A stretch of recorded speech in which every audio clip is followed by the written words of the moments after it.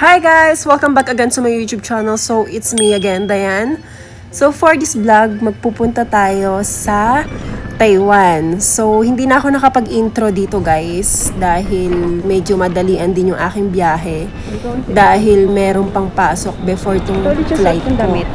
So, ayun na nga, nandito na ako sa airport. So, sana swerte din tayo dito sa iPad. Sisit, pansit. Immigration na ako. Wait lang guys. Lipstick lang ako. Nakapila na ako dito sa immigration. Medyo marami-rami yung pila pero mabilis din naman yung process. OMG, I'm done sa immigration. Okay naman, medyo snack naman. So, mag-ano na tayo. Here. Papagodin natin yung sarili natin. Okay, ikot-ikot lang tayo.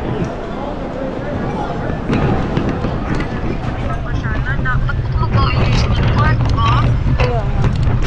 Just wait lang.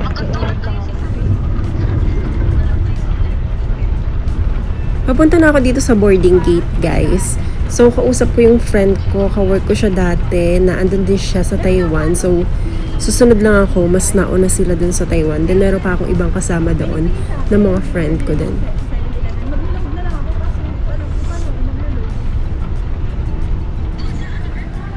So, here nahanap ko na yung boarding gate ko.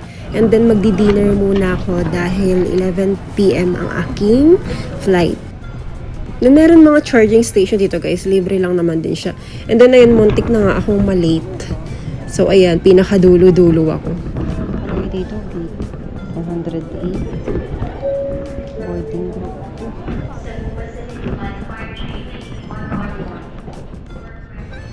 So eto, nakasakay na ako guys. And then ang flight is 2.5 hours. Pero parang nakuha din siya ng 2 hours. Parang ganun lang yung biyahe. Pero nakalagay dun sa plane ticket or dun sa binook is 2.5 hours. So ayun, nandito na din tayo sa Taiwan. So medyo foggy kung nakikita nyo dito sa labas. Ayan. Dahil end of January itong flight ko na to. So malamig talaga sa Taiwan no month na to.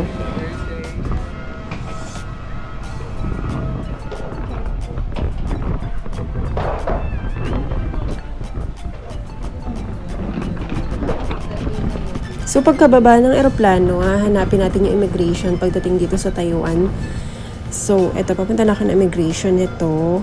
Hindi ko kabisado kung saan yung immigration, kaya sumasabay lang ako sa mga tao kasi alam ko naman na doon din sila papunta. So ayan, pag nakita nyo na tong Taiwan na to, so ayan, malapit na kayo sa immigration ng Taiwan. And then mabilis naman yung process nila. Doon sa immigration, papakita nyo lang yung ID nyo and then pipicturean lang kayo. Tapos, after nun, hinanap ko yung Bank of Taiwan dahil ako ay magwi-withdraw. And then, after ko maka-withdraw, hinanap ko naman din yung convenience store nila.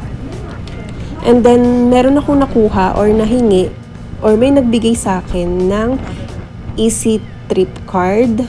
Yun yung pang babayad mo sa mga bus, sa train. Yun. So, niloadan ko lang siya dito. Pwede nyo rin palang ipangbayad guys yung card na to sa mga convenience store or sa ibang mga store. So sa left side, ayan guys, kung makikita nyo, meron pwedeng kainan dyan kung gusto nyo mag-noodles or whatsoever. And then after nyan, eto na yung bus station. So ayan, 2 AM ako dumating dito sa Taiwan. And wala nang MRT or MTR dito ng ganong oras. So, bus na lang ang meron dahil 24/7 naman sila.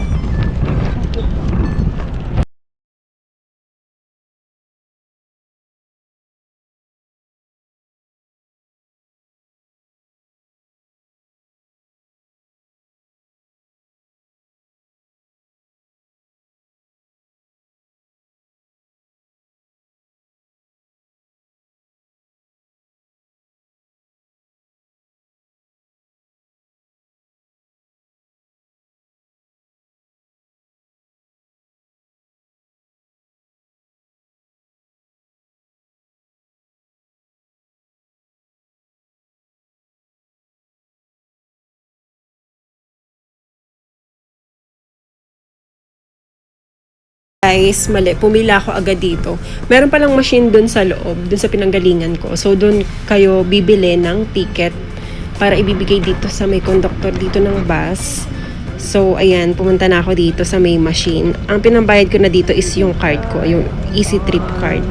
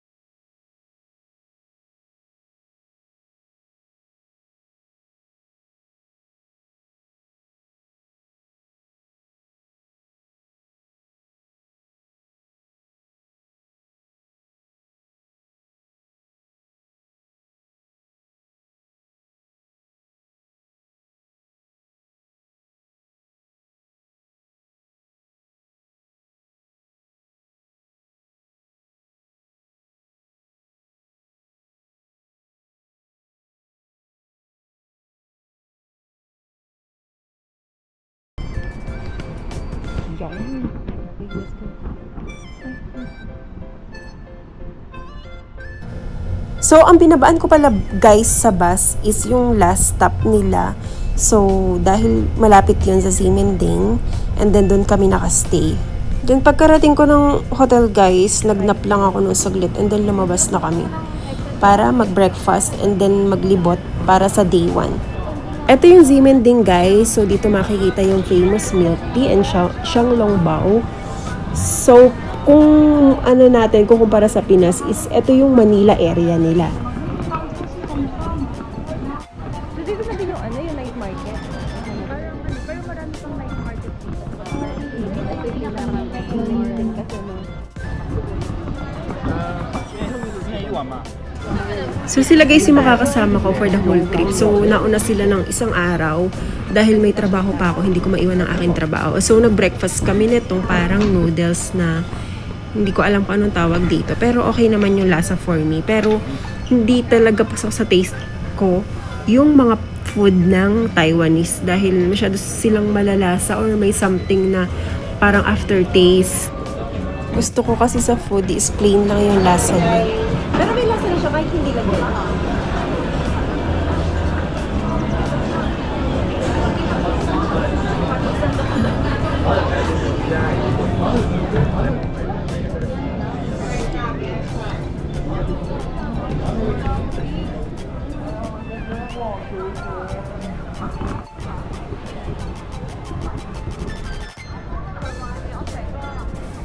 So, ito yung kanilang famous rainbow pedestrian lane. So, ayan. Naging photoshoot area na siya. So, malapit yan sa MTR. So, ayan.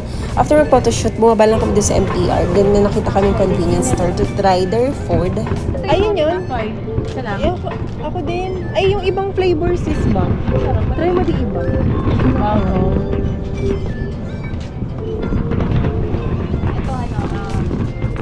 Blueberry. Ito parang ito masarap din. Ano yung ano sa'yo? Cheese. Cheese yun. Blueberry. Sige, tikiman tayo. Tikiman. Tikiman tayo. Watermelon kinuha ko. Yung lip-tilik na ito. Ano? Papaya. Ano bang malaki? Nokti ba to? Parang hindi. Juice lang siguro. Bili na lang. So, yung nakyutan ako dito sa keychain na to, guys. So, hindi ko in-expect yung price. Hindi ko tinignan yung price. So, huwag na lang natin convert din dahil 150 NTD siya. So, i-times almost 2 siya. Ganun.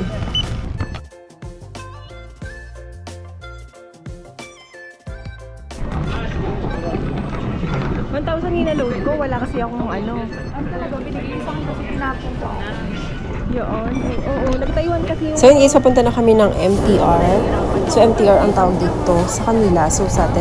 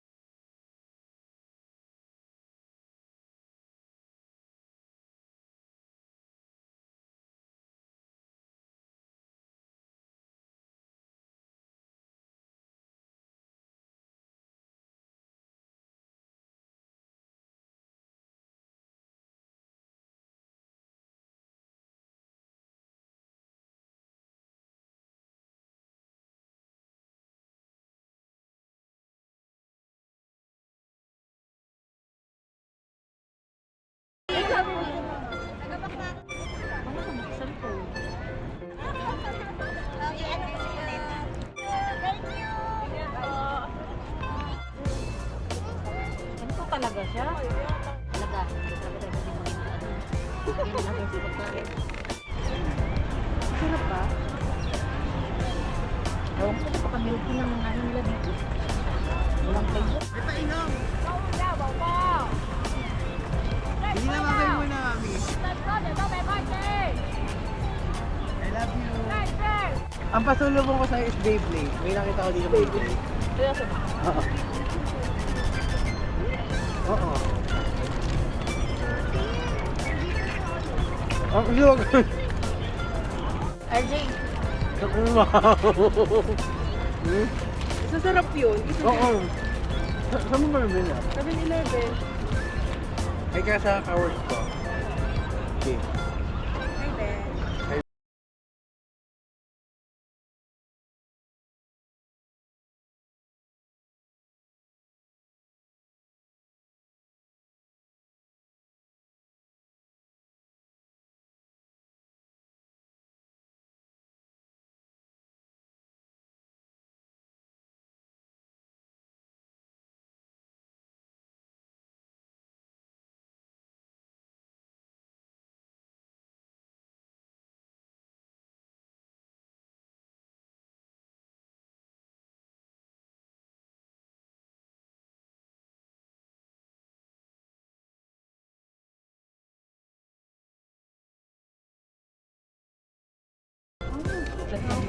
So yun guys, after namin sa temple, so nag-MTR kami ulit. So ayan, nag-load pa nga ako dito. Nag-try ako ng machine nila. Dahil ang cute. And then after niya, nawala yung aking Easy Trip card na yan. So may laman pa siya na halos 600 pesos. Or 300 NTD. Mga ganun guys. So wala na, hindi na rin nahanap. Bumili na lang ako ulit ng panibago. 112 lang akin.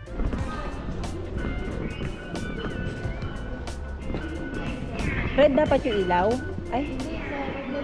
Okay.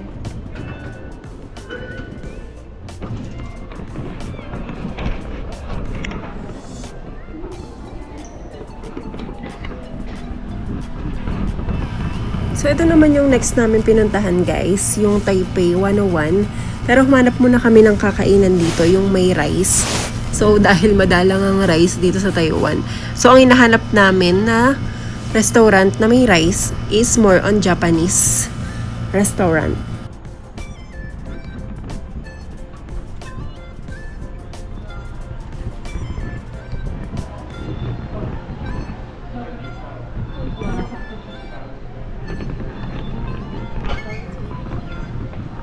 Kasi meron silang rice.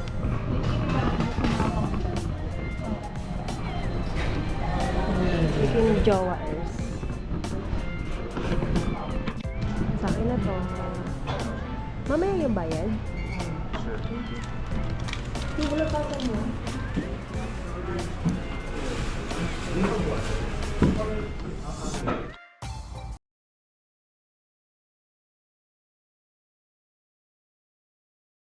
Ay, ito eh. Oh nga, that's hanap ba? Ay, tara, tara. Ayun na. Kuya ate, ito na oh. Tara na, tanong tayo doon. Tanong ka na. Ate yun.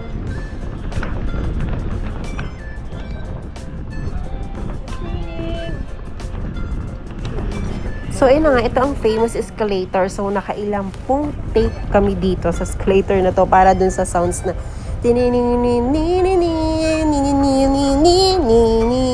Tok na ako ng isang araw sa Cubao.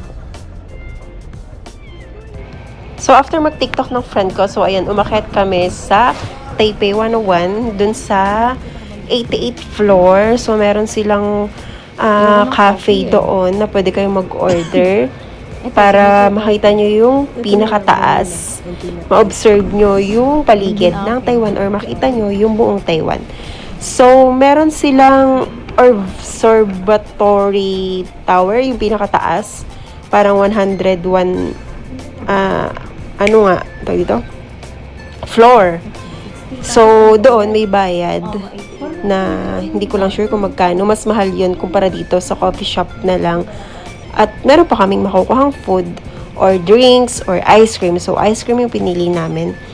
Worth, I think, 200.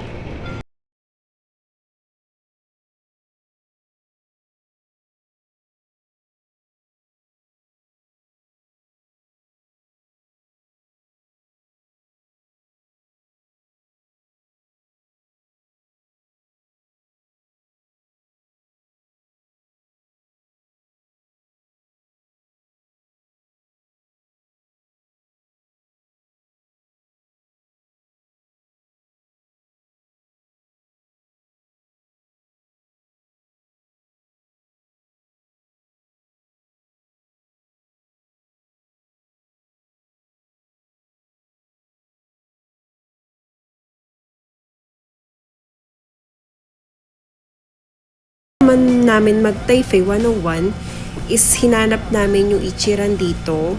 So, nag-Uber kami papunta. So, nasa loob siya ng mall. And then, pagpunta namin guys doon, eto nakita namin, ang tagal namin hinahanap. So, after namin mahanap, ang pila is sobrang haba. So, mag-aantay kami ng 2 to 3 hours para makakain. So, yun, di na namin inantay yung ganun kahabang pila. Sumunod na lang siya. Umuwi na kami, tapos sa iba na lang din kami kumain.